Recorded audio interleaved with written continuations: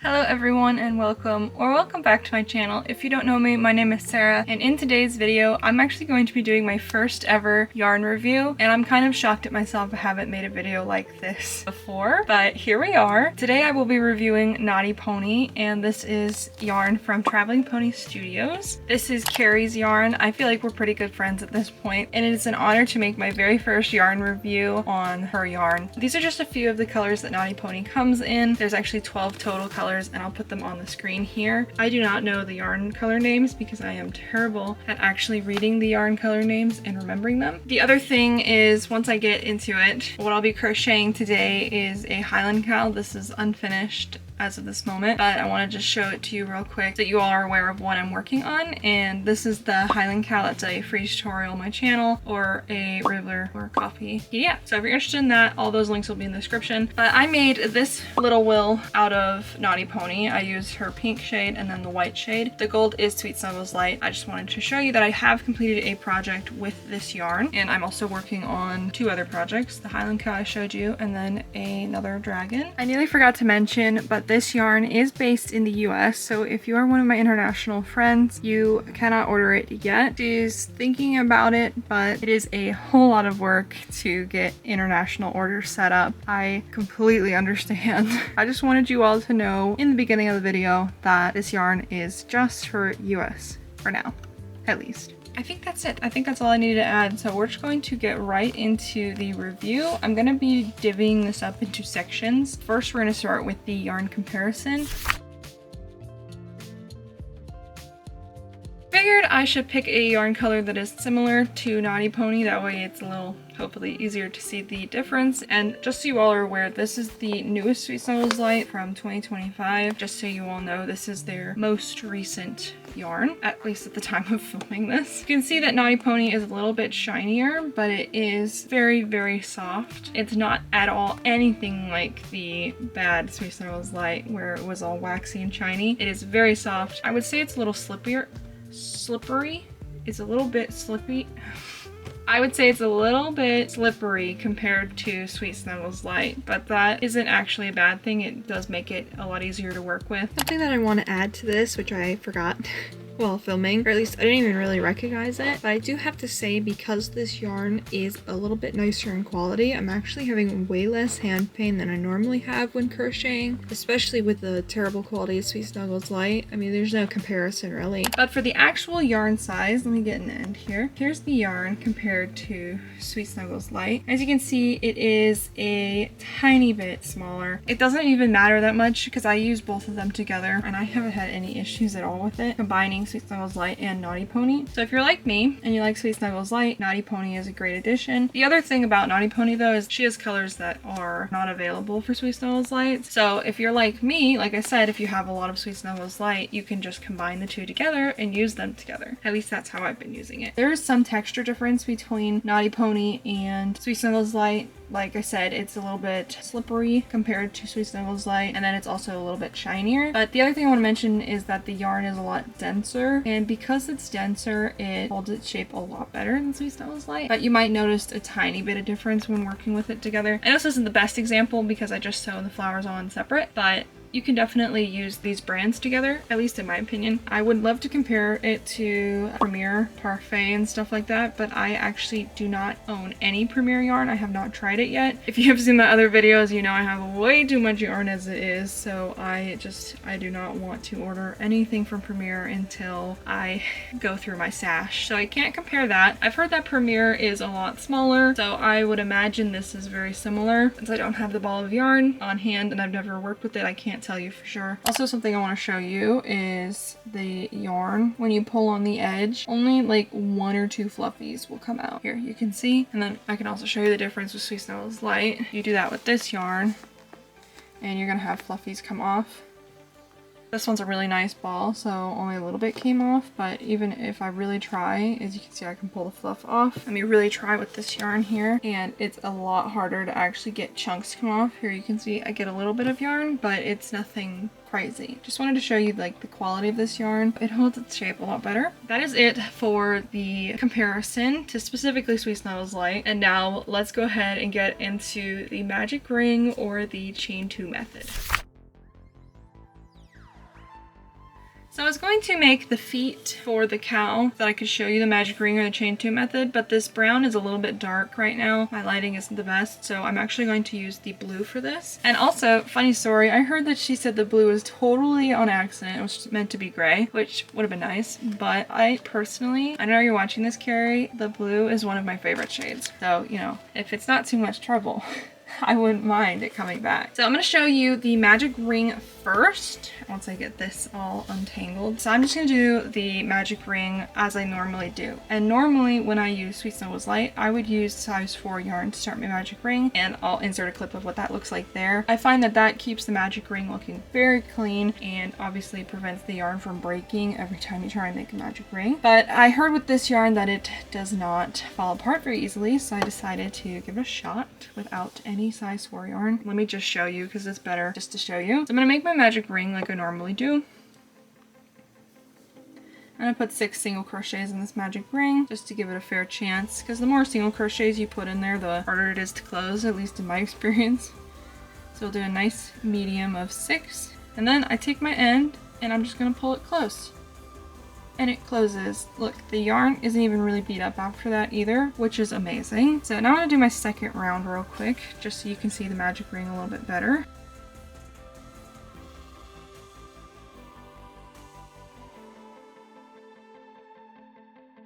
And here's round 2. I'm going to go ahead and close up the magic ring even more now. Make sure it's nice and sealed shut. And you can pull this yarn pretty hard, especially compared to Sweet Snuggles Lite, and it does not snap. But here's what the magic ring looks like complete. And honestly, it looks great. It looks so nice. When I was making magic rings before without the size 4 yarn, I was actually doing the chain 2 method. My first round always looked a little bit messed up, but with this yarn, it closes so seamlessly and it doesn't get hooked and the fluff doesn't bunch up. It just closes up and looks nice and flat. That is how I make the magic ring now with this yarn. I still use a size 4 yarn for the Sweet Snuggles Lite, and I probably will never stop that just because I like the way the magic ring looks when it's finished. But it's nice to have a yarn type that I don't have to hunt down some size 4 yarn and make sure I don't forget to bring with me. Let me show you the chain 2 method, but while we're at it, I'll actually show you the frogging. So I'm just going to pull this completely out. It does get a little bit messed up, but that's yarn in general is going to change the way it looks a little bit when you crochet it and then frog it. But if you recall Sweet Snuggles Lite, I'll try and find a clip there too, the more you frog it, the more it falls apart. And usually you can even get one frog in before it gives up on you. But I'm going to show you the chain 2 method now. And I make the chain 2 method with a slip knot onto my hook. And then I chain 2. And then again, we'll do single crochet 6. And then we'll just close it up. This is actually a really good test for it too, because once you crochet with the yarn, frog it, and then try and make a magic ring, it makes it even worse to try and close up.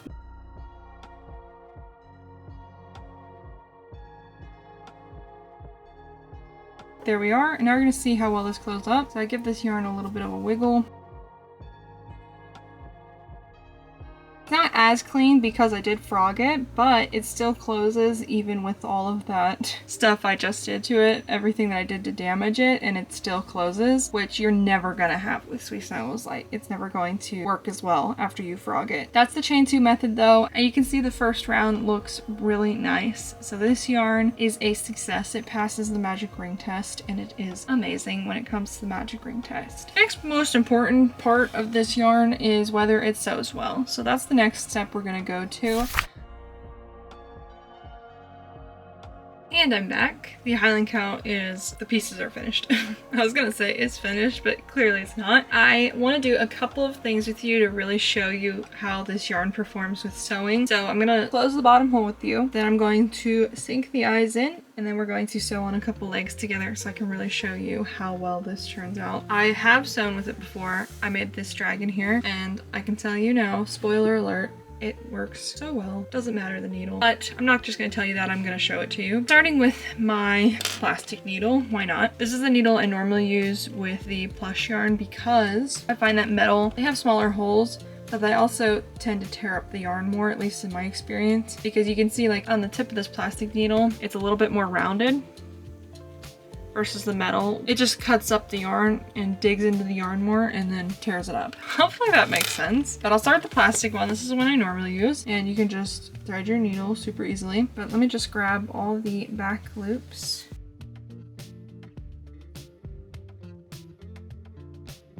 Depending on the yarn, sometimes it can be really hard to close this, but with this yarn, it just closes right up, nice and smooth. I'm gonna weave this end in.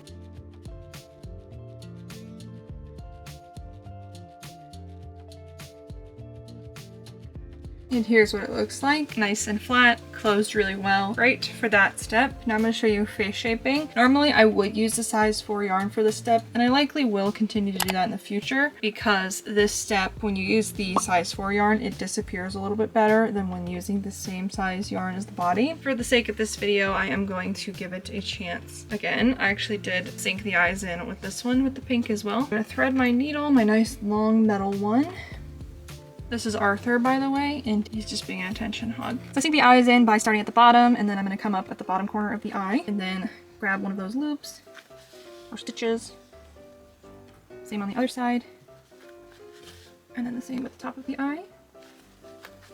So now what I do is I press the eyes in and I pull the ends to sink them in. And you can't do that with Sweet Snuggles Lite because it gets caught up on itself and it will not sink in. You have to pull tight as you go, which I find makes the eyes quite uneven. But there, as you can see, it slides very, very smoothly and closes very nicely, or sinks in really nicely. I'm gonna tie these two ends together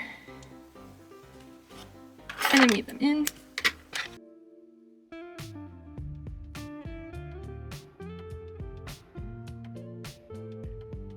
And here are the eyes finished. Today we're going to sew one of the legs on for sure. We'll see how that goes with you all. For the legs, we're gonna do quite a bit of sewing. So I like to attach the leg and then I like to reinforce the leg. I'm gonna use my little needle for this so you all can see how damaged the yarn is once this leg is attached. But I start by sewing the leg on just kind of normally. Grab each stitch and attach it to the body, and then I will go back through and reinforce the arm. And then we'll see how the yarn looks once it's finished.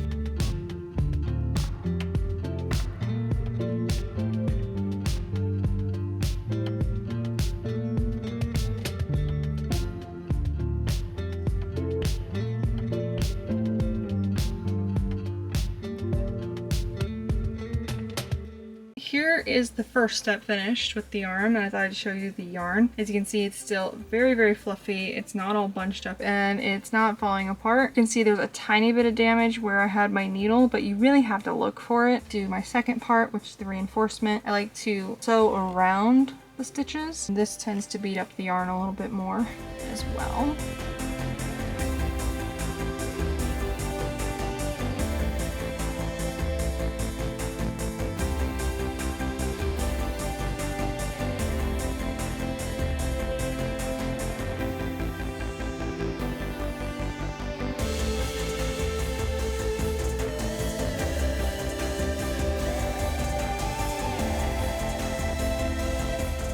And here's the arm joined, and as you can see, the yarn is still in great condition. I could sew with this yarn for a lot longer and it would still sew very well. This yarn is absolutely perfect for sewing. I never thought that I would be able to sew with this type of yarn again, and I would just always use my size 4 yarn instead, but it is a lot more convenient to sew with the actual yarn then attach new yarn and sew it with that. The quality of this yarn is amazing. It's time to get into some of the negatives about this yarn. I think it's only fair to let you all know everything I've experienced, and then also because it's a yarn review, we have to talk about some negative stuff as well. But I'm going to attach these legs in a minute here, and I'll show that to you when that's done. But first, let's get into the negatives. There are really only 2 negatives with this yarn, and both of which are completely out of the control of Carri or Traveling Pony Studios, but I just wanted to bring them up because I feel like it's only fair, like I said, to talk about some of the negatives of this yarn. The first one are factory knots, but I will say that any and all yarn types you will find factory knots, and that just is what it is. Here on this blue one, I had one right here.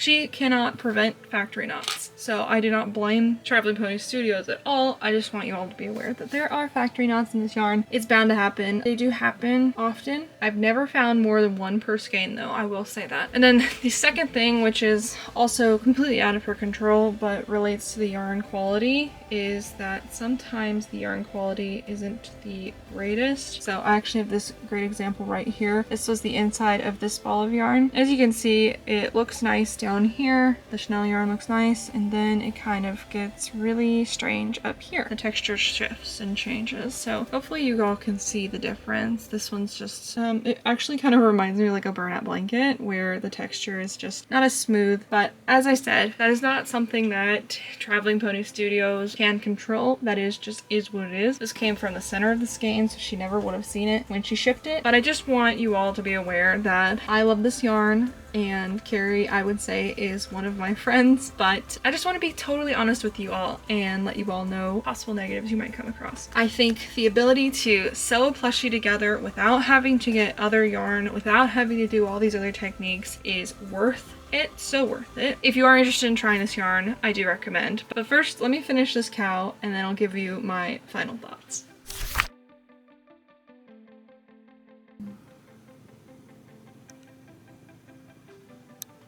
Buddy desperately wants to be in the video, so I guess we will do my final thoughts with him. Hopefully he'll stay put. I have a feeling once he hears me talking and thinks I'm talking to him, he will run away or be very annoying. One of those two things. Anyways, focusing here. I finished the Highland cow, which I know the lighting isn't the greatest. Unfortunately, we'll have to move. Here's what it looks like though. All finished.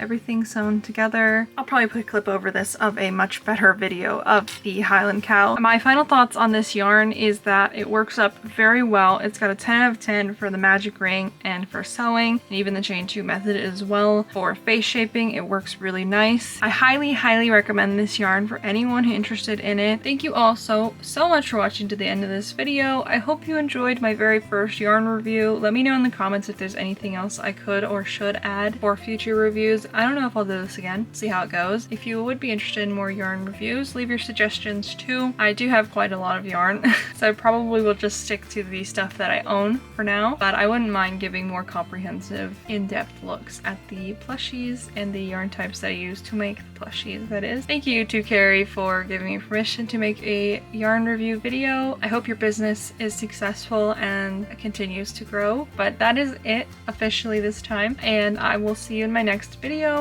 Bye! Buddy! Say goodbye. He says bye.